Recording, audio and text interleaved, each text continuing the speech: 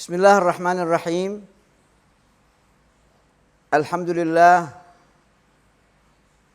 Wassalatu wassalamu ala sayyidina Rasulillah Muhammad ibn Abdullah wa ala alihi wa sahbihi wa man walah. Amma ba'd.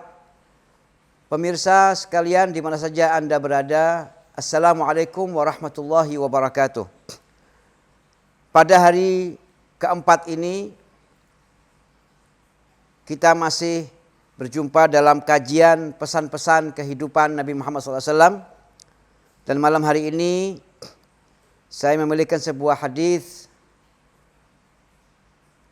yang memuat pesan Nabi Muhammad SAW kepada salah seorang sahabatnya, yaitu Abu Hurairah. Dalam hadis ini Abu Hurairah mengatakan, "Ausani khalili bithalathin la ada'hunna hatta amut. Saumu thalathati ayyam fi kulli syahr wa salatid duha wa naumin ala witrin." Rawahul Bukhari. Dalam hadis ini Abu Hurairah memulai penyampaiannya dengan mengatakan ausani khalili. Di sini menunjukkan betapa para sahabat itu mencintai Nabi Muhammad SAW. Kalimat khalili ini menunjukkan bahwa mereka bukan cuma sekedar cinta, tapi cintanya kepada Nabi Muhammad itu sudah menyatu dengan dirinya, sudah menyatu dengan jiwanya. Sehingga orang yang seperti ini melihat semua dari yang dicintai itu adalah baik, dan mereka berkeinginan sekali untuk menyamai atau meneladani atau mengindahkan pesan-pesan tersebut, ya. Karena datangnya dari yang dicintai. Demikianlah sahabat, ya. Para sahabat-sahabat Nabi itu, ya, mereka adalah orang-orang yang beruntung.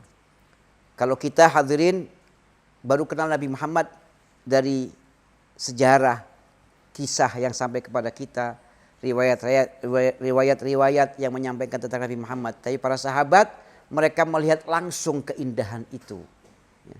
Mereka mencium langsung aroma keindahan itu. Sehingga mereka tergila-gila dan mereka cinta mati dengan Nabi Muhammad. Bayangkan hadirin, para sahabat-sahabat Nabi itu hidup di zaman Nabi, tiap hari ketemu Nabi. Karena mereka tiap hari sholat berjamaah di masjid Nabi SAW. Mereka sudah di masjid sebelum datang waktu sholat. Mereka nggak mau kehilangan waktu untuk bisa berlama-lama memandang, duduk, bersimpuh bersama Nabi, mendengarkan suara Nabi. Mereka tidak mau kehilangan kesempatan itu. Namun, walaupun demikian, mereka itu tidak bisa menahan kerinduannya kepada Nabi. Tiap hari ketemu Nabi, tiap hari rindu sama Nabi. Mereka kalau pulang, berpisah, pulang dari masjid atau pulang dari berjumpa dengan Nabi atau berjalan sama Nabi, mereka bingung. Kenapa? Mereka takut itu perjumpaan yang terakhir. Sehingga mereka menanti, kapan lagi saya bisa ketemu Nabi. Bayangin hadirin. Begitulah cintanya para sahabat-sahabat Nabi Muhammad SAW. Dalam pesan ini beliau mengatakan, ausani khalili, kekasihku Nabi Muhammad yang cintanya sudah mendarah daging di dalam diriku, di dalam ruhku, di dalam jiwaku. Berpesan kepadaku tentang 3 perkara. Dalam pesannya Nabi Muhammad SAW mengatakan kepada Abu Hurairah, 3 perkara ini wahai Abu Hurairah, jangan kau tinggalkan. Dan kata Abu Hurairah, sebagai beliau membuktikan ucapannya kekasihku yang dia sampaikan tadi, ausani khalili, dia buktikan, ya, dengan satu ungkapan, ya. Beliau mengatakan, aku diberi pesan oleh Nabi Muhammad tentang 3 perkara, dan pesan ini aku tidak akan tinggalkan sampai aku mati. Apapun keadaanku, aku pergi, aku berada di rumahku atau aku sedang perjalanan, aku tidak akan tinggalkan pesan ini. Karena ini pesan buat aku begitu berarti, karena datangnya dari orang yang cintanya telah memenuhi jiwa dan ragaku. Apa pesan itu? Yang pertama, saumi thalathati ayyam. Kata Rasulullah, kalau bisa wahai Abu Hurairah, Nabi Muhammad itu hadirin tidak suka memberatkan orang. Tidak suka. Walaupun beliau tahu sahabat-sahabatnya akan gandrung dengan pesannya. Ya, tapi Nabi Muhammad berpesan kalau bisa jangan tinggalkan puasa 3 hari dalam 1 bulan. Ya. Dalam 1 bulan itu ada puasa 3 hari. Ya. Puasa apa? Bisa Senin Kemis. Ada puasa Ayyamul Bid 13, 14, 15. Ya. Jangan tinggalkan itu kalau bisa. Supaya apa? Supaya kita ini, jiwa kita ini terlatih. Ya. Supaya nafsu kita ini melemah. Karena orang itu hadirin kalau maidahnya, perutnya kenyang, itu biasanya badannya menjadi lemas. Ya. Orang kalau kenyang itu biasanya mengantuk, pengennya tidur. Ya. Orang yang lapar susah tidur. Ya. Orang kalau sudah kenyang biasanya kepinginnya apa ya? Leye-leye begitu ya, santai gitu. Maunya istirahat. Nah, supaya tidak malas ibadah puasa ya, disuruh banyak berpuasa, melatih ya. Supaya kita itu enggak dikendalikan oleh nafsu ya.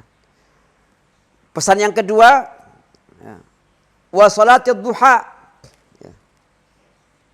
Jangan tinggalkan salat duha kata Nabi Muhammad. Wahai Abu Hurairah.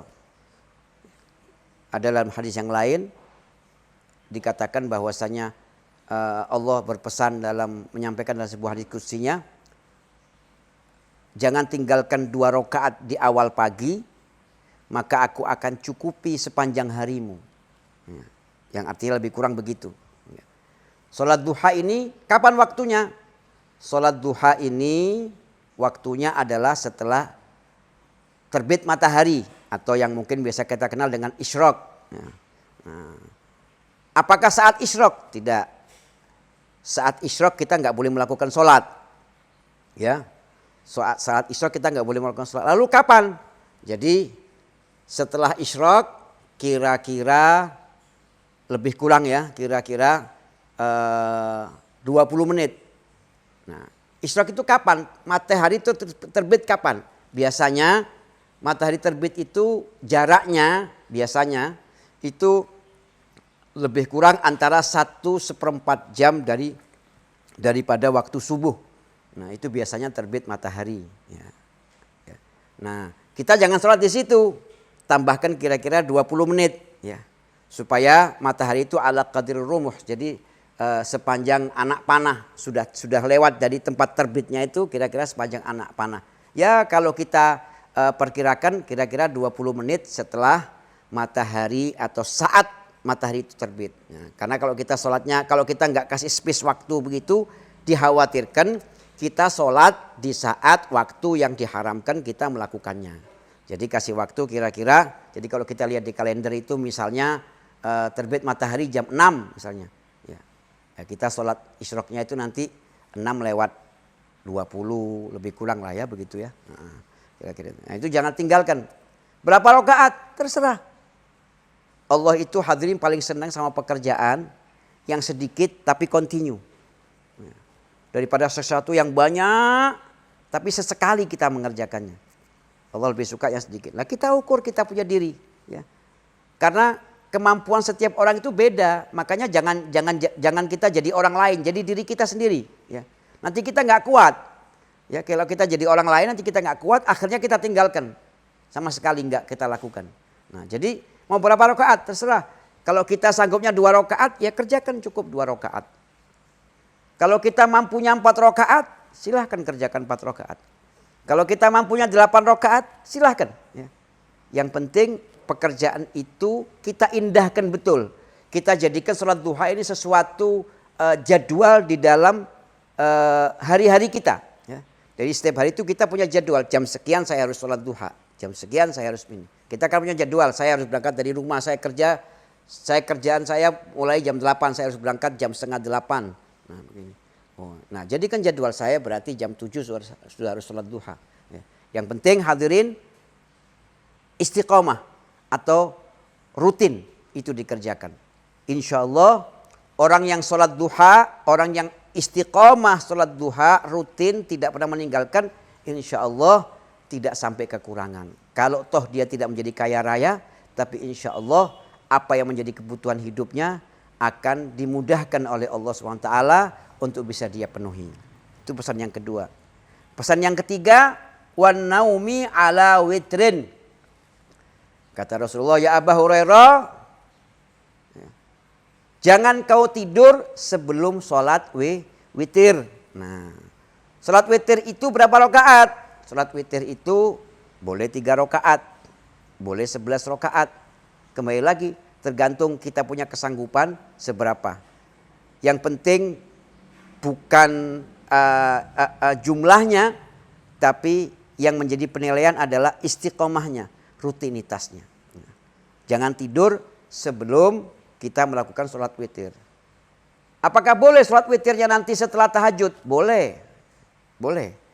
Tapi ada dalam hadis yang lain diriwayatkan kata Rasulullah SAW, kalau kau mengira bahwa dirimu tidak mampu bangun tengah malam untuk melakukan sholat qiyamul lail atau sholat tahajud, ya, maka sebaiknya kamu melakukan sholat witir itu setelah sholat isya, ya, atau sebelum tidur. Ya.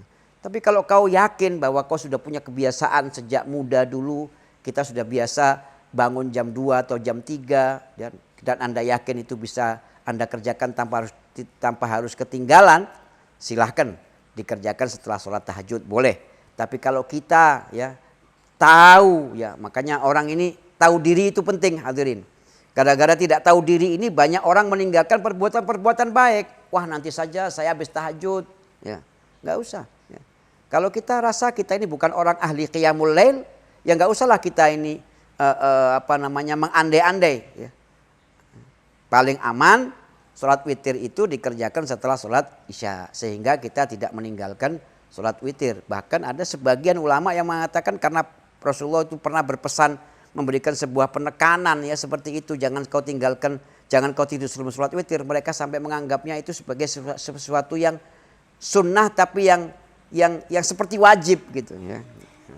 Jadi 3 hal ini pesan Nabi Muhammad kepada Abu Hurairah. Jangan tinggalkan puasa 3 hari minimal dalam satu bulan.